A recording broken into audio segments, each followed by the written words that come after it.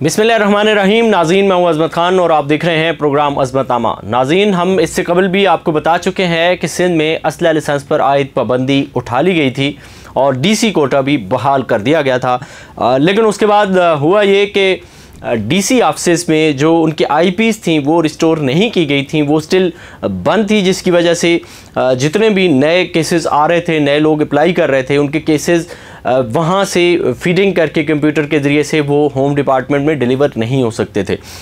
तब आज हमारी एडिशनल सेक्रेटरी साहब से, जावेद अबड़ो साहब से बात हुई और उन्होंने इस चीज़ को कंफर्म किया कि बाज़ अजला में, सिंध के बाज़ अजला में ये जो आईपीस थी ये रिस्टोर कर दी गई हैं। अब वहाँ से ऑनलाइन केसेस होम डिपार्टमेंट तक आना शुरू हो गए हैं और उनकी बाकायदा से जो आईडीज़ हैं वो बनना शुरू हो गई हैं। जबकि बाज़ कराची समेत बाज़ एरियाज़ ऐसे हैं कि वहाँ पे ये सिस्टम बदस्तूर अभी तक रिस्टोर नहीं हुआ है, जिसकी वजह से केसेस ऑनलाइन जो हैं वो नहीं हो रहे हैं और पेंडिंग में जा रहे हैं।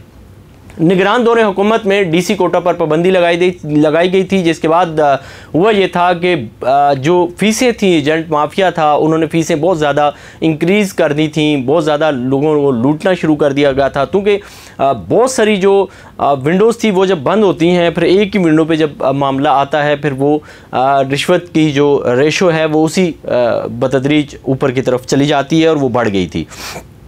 अब फिर उसके बाद हुआ ये कि ये मामला जब डीसी कोटा बहाल होना शुरू हुआ, फिर उसमें ये नादरा के साथ जो इनका सिस्टम बना हुआ है, जिसके ज़रिए से ये मामला सारा जाता है, किसी भी शहरी का डेटा जो है वो ऑनलाइन उनके पास आ जाता है।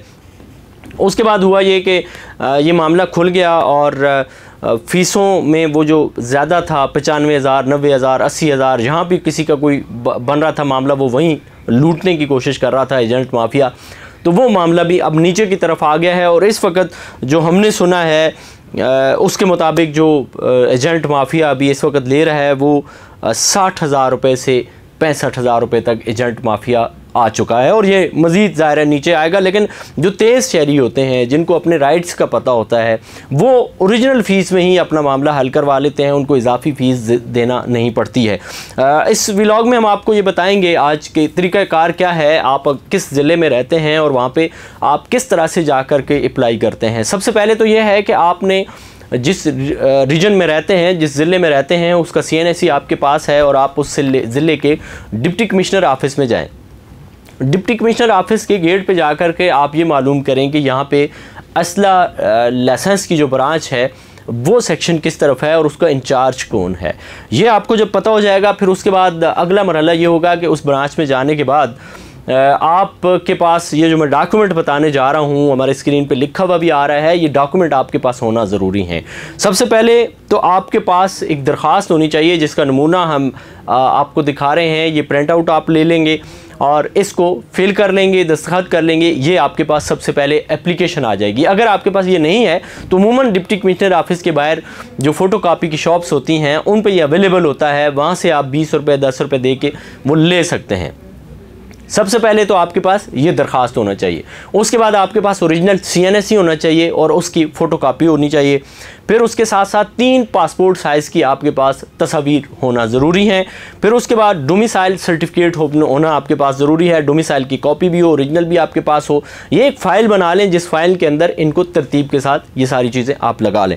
उसके बाद यूटिलिटी बिल, जहाँ पर आप रह रहे हैं, वो चाहे अगर आपका अपना घर है या किराए का घर है, लेकिन आपके CNSE पे चूँकि वो मेंशन है, तो वो यूटिलिटी बिल भी आपके पास वाटर बोर्ड का, के इलेक्ट्रिक का, सुई सदन गैस का, ये कोई ना कोई यूटिलिटी बिल्स भी आपके पास होना ज़रूरी है। आप अगर कोई काम कारोबार करते हैं तो आपके पास यकीनन आपका FBR का रिकॉर्ड भी होगा, NTN आपके पास होगा, वो NTN भी साथ में शामिल कर लें।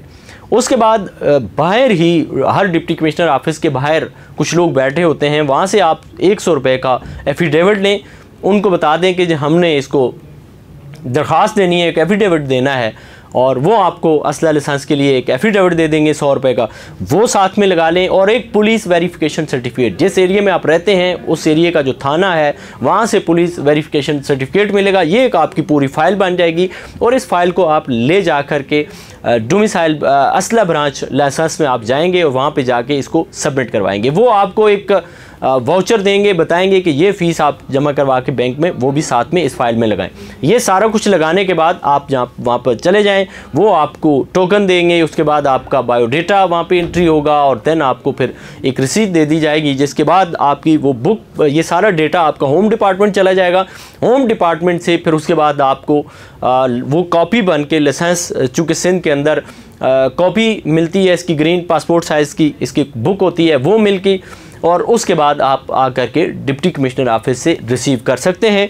ये 4-5 हज़ार रुपये इसकी फ़ीस है और अगर आप आल पाकिस्तान कराना चाहेंगे तो उसकी 2-2.5 हज़ार इजाफी फ़ीस है। ये सारा मामला तो आपको हमने बता दिया कि किस तरह से करना है, कैसे कैसे जाना है, कैसे मिलना है। ये सारा प्रोसेस आप खुद करते जाएंगे तो आप एजेंटों की इजाफी फ़ीस से बच जाएंगे। दूसरा आपको फ़ायदा ये होगा कि अगर आप खुद असला लाइसेंस बनवाते हैं तो आपको ये फ़ायदा होगा कि आपको कभी भी किसी भी जगह पे जब इसकी कोई वेरिफिकेशन होती है, कोई चीज़ इसकी पीछे से इल्लीगल या शार्ट में बना होना, इससे आप बच जाएंगे। और मेरे ख़्याल में ख़ुद कर लेना ज़्यादा बेहतर होता है, क्योंकि उमूमन एजेंटों के आगे राब्ते होते हैं अफसरान से और बीच में वो पुलिस वेरिफिकेशन, NTN, ये सारी चीज़ें बीच में वो जाली अपनी तरफ से भी बनवा के फ़ोटोशॉप में वो लगवा देते हैं। अब जो कि माजी में होम डिपार्टमेंट के अंदर अली रज़ा शाह जो थे, PS थे, सुपरिटेंडेंट के अहदे पर, पर्सनल सेक्रेटरी के अहदे पर भी काम कर रहे थे, उन्होंने लोगों से पैसे लेकर मुबैना तौर पर वो असला लाइसेंस भी बनवा देते थे, एजेंटों के साथ राब्ते में थे। अब उनको असाइनिंग अथॉरिटी भी दी गई थी, वो चूँकि उनका ट्रांसफ़र हो गया, फिर उसके बाद ये फ़ीस में बदस्तूर नीचे की तरफ आते हुए अब एजेंट जो हैं वो फ़ीस कम ले रहे हैं और आगे भी फ़ीस उसी तरह से कम जा रही है। ये सारा सिलसिला था जो हमने आपके सामने रखा कि असला लाइसेंस कैसे बनवाया जाए, किस तरह से बनवाया जाए, क्या चीज़ें उसके लिए रिक्वायरमेंट उसकी होती हैं। ये सारा डिप्टी कमिश्नर ऑफिस के हवाले से हमने आपको बताया। फिर भी अगर आपके जहन में कोई इस तरह का सवाल हो जो आप पूछना चाहते हो, कमेंट सेक्शन में आप ज़रूर रब्ता कर सकते हैं। ख़ुद भी एजेंटों से बचें, एजेंटों के हाथों में ना आए, अपने दोस्तों को भी, अपने लोगों को भी एजेंटों से बचाएं कि वो एजेंटों के हत्थे में ना चढ़ें। ख़ुद सारा प्रोसेस करें ताकि आप एतमाद के साथ असला लेकर के उसको कैरी करके जा सकें। ये आज का मामला था। आने वाले नेक्स्ट व्लॉग को आप किस तरह से देखना चाहते हैं, क्या सवालात हैं, वो आप कमेंट सेक्शन में बता दें ताकि अगले किसी व्लॉग में उसको एड्रेस किया जा सके। इसी के साथ अपने मेज़बान अज़मत खान को दीजिए इजाज़त। अल्लाह ने के बाद।